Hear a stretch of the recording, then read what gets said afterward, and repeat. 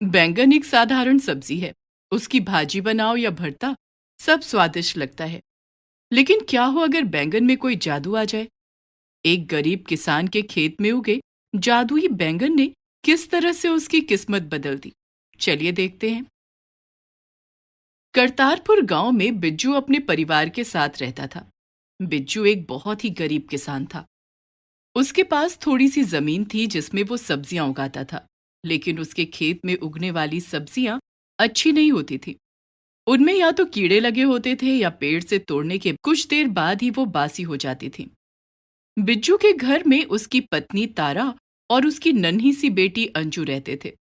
बिज्जू रोज अपनी सब्जियों को गांव की मंडी में बेचने जाता था। अरे भाई, ये फूल गोभी कैसे दिए हो? 50 रुपए किलो साहब। लेकिन वो ग्राहक बिज्जू से फूलगोभी के दाम पूछकर आगे बढ़ जाता है। बिज्जू पीछे से उसे आवाज लगाता है। क्या हुआ साहब, ले लो ना। 40 रुपए किलो लगा दूंगा। नहीं नहीं, तुम्हारी फूल गोभियां बिल्कुल भी फ्रेश नहीं है। अरे साहब, आज ही तो खेतों से तोड़ कर लाया हूँ। इसी तरह से लोग बिज्जू से उसकी सब्जियां नहीं खरीदते, सिर्फ दाम पूछकर आगे बढ़ जाते। इक्का दुक्का लोगों ने ही बिज्जू से सब्जियां खरीदी। बिज्जू अपनी सब्जियों से भरी टोकरी लेकर शाम को घर आ गया। उसकी टोकरी देखकर उसकी पत्नी तारा ने उससे कहा, क्या आज भी सब्जियां नहीं बिकी? इस तरह से तो हम हमेशा गरीबी और तंगहाली में ही दिन गुजारेंगे। हमारी अंजू भी कभी स्कूल का मुंह नहीं देख पाएगी, खाने के लाले पड़े रहेंगे। क्या हम कोई ऐसा काम नहीं कर सकते जिससे हमारी अच्छी कमाई हो जाए? कोई भी अच्छा काम करने के लिए अच्छे पैसे भी तो होने चाहिए। हमारे पास तो खाने के लिए ही पैसा नहीं है, तो हम अच्छा काम कैसे करेंगे? रात को खाना खाकर पूरा परिवार सो गया। आधी रात में बहुत तेज बारिश होने लगी। बारिश की आवाज सुनकर बिज्जू और तारा की नींद खुल गई।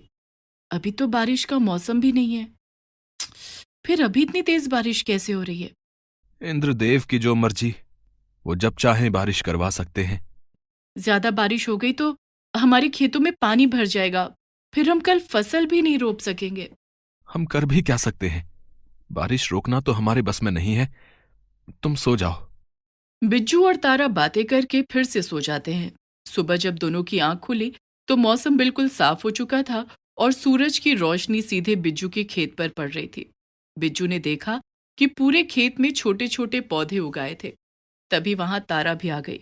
बिज्जू ने तारा से कहा, कल तो हमने खेत में कुछ भी नहीं रोपा था, फिर ये पूरे खेत में छोटे छोटे पौधे कैसे निकल आए? ना जाने किस चीज के पौधे हैं। मैं तो इस इंतजार में कि आज खेत में मटर के बीजों की रोपनी करूंगी। लेकिन हमारे खेत में ये पौधे इस तरह से उगाए हैं जैसे किसी ने इनकी रुपाई की हो। सारे एक ही आकार के हैं। क्यों ना हम कुछ दिन रुक कर देखें कि ये पौधे किस चीज के हैं? ठीक है, थोड़ा इंतजार करके देख लेते हैं, लेकिन हम ज्यादा इंतजार नहीं कर सकते। जल्दी खेत में कुछ नहीं उगाया तो हमारी कमाई कैसे होगी? इससे पहले कि भूखे रहने की नौबत आ जाए, हमें खेत में फसल लगानी होगी। कल सुबह तक पता लग जाएगा कि ये पौधे किस चीज के हैं। सारा दिन गुजर गया। रात को तीनों खाना खाकर सो गए। अगले दिन जब बिज्जू और तारा की नींद खुली तो उन्होंने अपने खेत में जाकर देखा। उन्होंने देखा कि वे छोटे छोटे पौधे एक ही रात में बड़े हो गए थे और उनमें ढेर सारे बैंगन फले हुए थे। तो ये बैंगन के पौधे हैं, लेकिन हमने तो अपने खेत में बैंगन के बीज नहीं डाले थे। फिर भी हमारे खेत में बैंगन कैसे फल गए? अब कैसे फले इससे हमें क्या लेना देना? ये बैंगन बड़े सुंदर और ताजे दिख रहे हैं। ऐसा लगता है इनकी सब्जी बड़ी स्वादिष्ट होगी। मैं सारे बैंगन तोड़ देती हूँ। आप सब्जी मंडी में ले जाकर इन्हें बेच दो। ठीक है, ऐसा ही करता हूं। और तारा सारे बैंगन तोड़कर एक टोकरी में रखने लगी। धीरे धीरे एक टोकरी भर गई, लेकिन खेत में अभी भी ढेर सारा बैंगन बाकी था। तारा ने और बैंगन तोड़ने शुरू किए और देखते ही देखते दूसरी टोकरी भी भर गई। 2 टोकरी बैंगन देखकर बिज्जू बोला, बिना बीज के भी इतने सारे बैंगन अपने आप उगाए। लगता है ये कोई साधारण बैंगन नहीं है, ये तो जादुई बैंगन है। तभी बैंगन की टोकरी में से आवाज आने लगती है।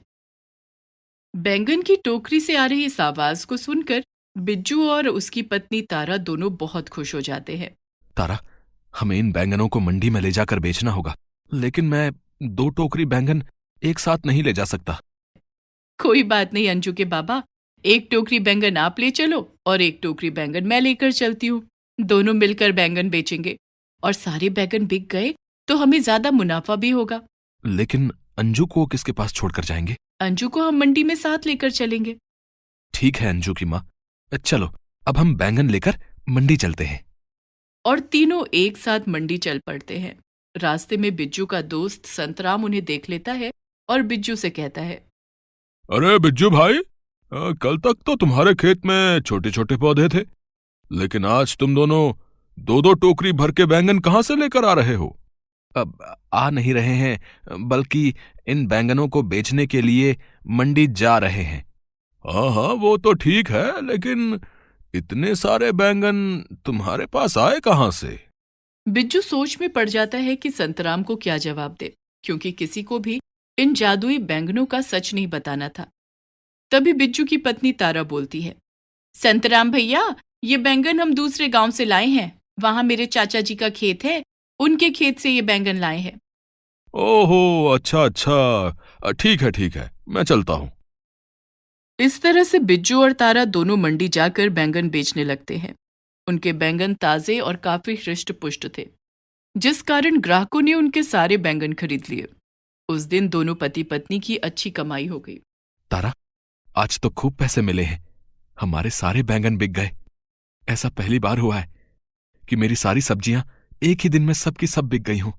अंजू के बाबा, इसी तरह से हम रोज बैंगन बेचते रहे तो हम जल्दी ही पैसे वाले बन जाएंगे और हमारी अंजू भी स्कूल जा सकेगी। खाने पीने की भी कोई दिक्कत नहीं होगी। हाँ अंजू की माँ, तुम ठीक कह रही हो। चलो अब घर चलते हैं, बहुत जोरों की भूख लग रही है। घर चल के सबसे पहले खाना खाएंगे।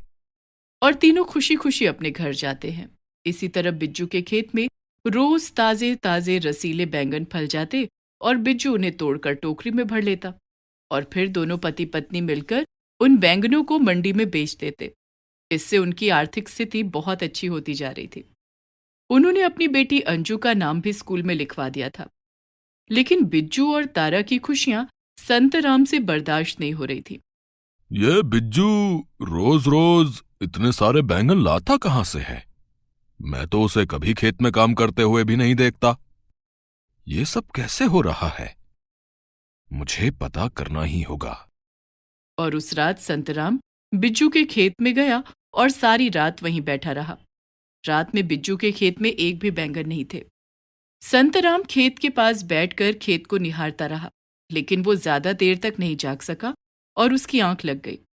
जब सुबह उसकी नींद खुली तो उसने देखा कि खेत में चारों तरफ बैंगन ही बैंगन थे। सभी पौधों में बड़े बड़े और ताजे ताजे बैंगन फले हुए थे। ये देखकर संतराम के आश्चर्य का ठिकाना न रहा। अच्छा, तो ये जादुई बैंगन है, इसी के कारण बिज्जू मालामाल हो रहा है। मुझे इन जादुई बैंगनों का कुछ तो करना ही पड़ेगा। और संतराम वहां से चला गया। उस दिन भी बिज्जू और तारा 2 टोकरी में बैंगन लेकर मंडी चले गए और उन्हें बेचकर वापस आ गए। संतराम रात होने का इंतजार करने लगा। उस रात जब बिज्जू और तारा खाना खाकर सो गए, तब संतराम बिज्जू के खेत में आया और उसने बैंगन के सभी पौधों पर एसिड छिड़क दिया। अब देखता हूं कि कल सुबह इन पौधों में बैंगन कहां से आते हैं। अब जादुई बैंगनों का खेल खत्म।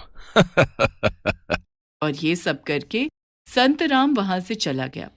आधी रात को फिर से जोरों की बारिश होने लगी। बारिश की आवाज सुनकर बिज्जू और तारा की नींद खुल गई और तारा को बैंगन के पौधों की चिंता होने लगी। अंजू के बाबा, बाहर इतनी तेज बारिश हो रही है, खेत में पानी भर गया तो हमारे बैंगन के पौधे गल जाएंगे। तुम चिंता मत करो अंजू की माँ, वो जादुई बैंगन है। उनके बीज सीधे स्वर्गलोक से आए हैं। बारिश उनका कुछ नहीं बिगाड़ सकती है। और दोनों पति पत्नी फिर से सो जाते हैं। अगले दिन सुबह जब दोनों खेत में गए तो सभी पौधों में पहले की तरह ही ढेर सारे बैंगन लगे हुए थे। देखा अंजू की माँ, मैंने कहा था ना कि ये जादुई बैंगन है, इन्हें कुछ नहीं होगा। हाँ, अब जल्दी जल्दी इन बैंगनों को तोड़ लेते हैं। और दोनों ने सारे बैंगन तोड़ लिए और उन्हें घर के अंदर लेकर आए। तभी उन बैंगनों में से आवाज आई, बिज्जू, तुम्हारे दोस्त संतराम ने कल रात बैंगन के पौधों पर एसिड डाल दिया था।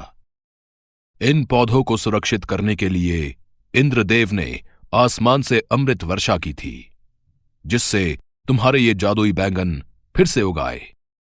तुम्हें लोगों की बुरी नजर से अपने बैंगनों को बचाना होगा। ये सुनते ही बिज्जू और तारा बहुत डर गए। अंजू के बाबा, हमारे जादुई बैंगन को बचाने के लिए हमें कुछ करना होगा। तुम फिक्र मत करो, मैं कुछ करता हूं। उस दिन बिज्जू ने अपने खेत के चारों तरफ लोहे के कटीले तार लगवा दिए और उनमें बिजली का करंट लगवा दिया। अब हमारे खेत की तरफ कोई आंख भी उठाकर नहीं देख पाएगा और हमारे जादुई बैंगन हमेशा इसी तरह फलते रहेंगे। इस तरह से बिज्जू और तारा जादुई बैंगन की मदद से बहुत अमीर हो गए। उनकी सारी तकलीफें भी दूर हो गईं।